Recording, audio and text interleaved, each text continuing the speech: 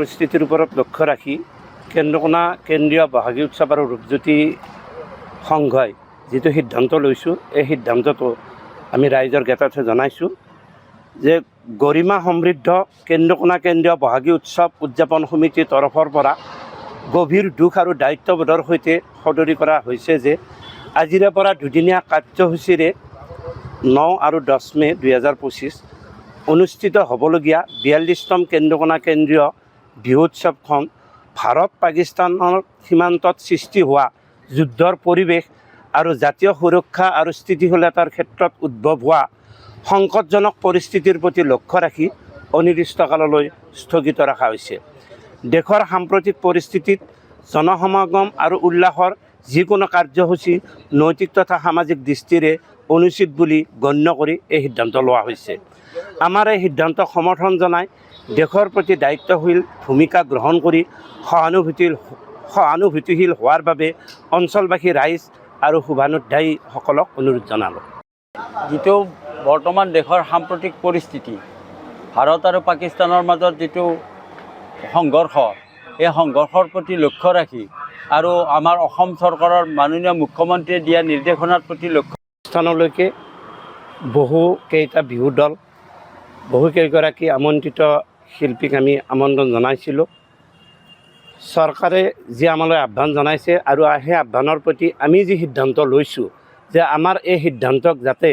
আমাৰ শিল্পীসকলেও স্বাগতম জনাই দেশৰ যিটো অখণ্ডতা, সেই অখণ্ডতাৰ প্ৰতি তেওঁলোকে এটা সমভাৱাপন্ন এটা আদৰ্শ দেখুৱাই তাৰ কাৰণে সকলোকে আহ্বান জনাইছোঁ। পৰিস্থিতিৰ ওপৰত লক্ষ্য ৰাখি কেন্দ্ৰকোনা কেন্দ্ৰীয় বহাগী উৎসৱ আৰু ৰূপজ্যোতি সংঘই যিটো সিদ্ধান্ত লৈছোঁ, এই সিদ্ধান্তটো আমি ৰাইজৰ জ্ঞাতাৰ্থে জনাইছোঁ যে গৰিমা সমৃদ্ধ কেন্দ্ৰকোনা কেন্দ্ৰীয় বহাগী উৎসৱ উদযাপন সমিতিৰ তৰফৰ পৰা গভীৰ দুখ আৰু দায়িত্ববোধৰ সৈতে সদৰি কৰা হৈছে যে আজিৰে পৰা দুদিনীয়া কাৰ্যসূচীৰে 9 আৰু 10 মে 2025 অনুষ্ঠিত হ'বলগীয়া 42তম কেন্দ্ৰকোনা কেন্দ্ৰীয় বিহু উৎসৱখন ভাৰত পাকিস্তানৰ সীমান্তত সৃষ্টি হোৱা যুদ্ধৰ পৰিৱেশ আৰু জাতীয় সুৰক্ষা আৰু স্থিতিশীলতাৰ ক্ষেত্ৰত উদ্ভৱ হোৱা সংকটজনক পৰিস্থিতিৰ প্ৰতি লক্ষ্য ৰাখি অনিৰ্দিষ্টকাললৈ স্থগিত ৰখা হৈছে। দেশৰ সাম্প্ৰতিক পৰিস্থিতিত জনসমাগম আৰু উল্লাসৰ যিকোনো কাৰ্যসূচী নৈতিক তথা সামাজিক দৃষ্টিৰে অনুচিত বুলি গণ্য কৰি এই সিদ্ধান্ত লোৱা হৈছে। আমাৰ এই সিদ্ধান্তক সমৰ্থন জনাই দেশৰ প্ৰতি দায়িত্বশীল ভূমিকা গ্ৰহণ কৰি সহানুভূতিশীল হোৱাৰ বাবে অঞ্চলবাসী ৰাইজ আৰু শুভানুধ্যায়ীসকলক অনুৰোধ জনালোঁ। যিটো বৰ্তমান দেশৰ সাম্প্ৰতিক পৰিস্থিতি,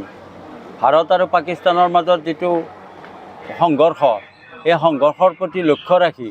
আৰু আমাৰ অসম চৰকাৰৰ মাননীয় মুখ্যমন্ত্ৰীয়ে দিয়া নিৰ্দেশনাৰ প্ৰতি লক্ষ্য স্থানলৈকে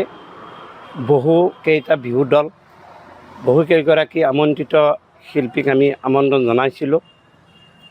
চৰকাৰে যি আমালৈ আহ্বান জনাইছে আৰু সেই আহ্বানৰ প্ৰতি আমি যি সিদ্ধান্ত লৈছোঁ যে আমাৰ এই সিদ্ধান্তক যাতে আমাৰ শিল্পীসকলেও স্বাগতম জনাই দেশৰ যিটো অখণ্ডতা, সেই অখণ্ডতাৰ প্ৰতি তেওঁলোকে এটা সমভাৱাপন্ন এটা আদৰ্শ দেখুৱাই তাৰ কাৰণে সকলোকে আহ্বান জনাইছোঁ। যিকোনো খবৰৰ বাবে যোগাযোগ কৰক 7099017330 লগতে 7099017110 নম্বৰত।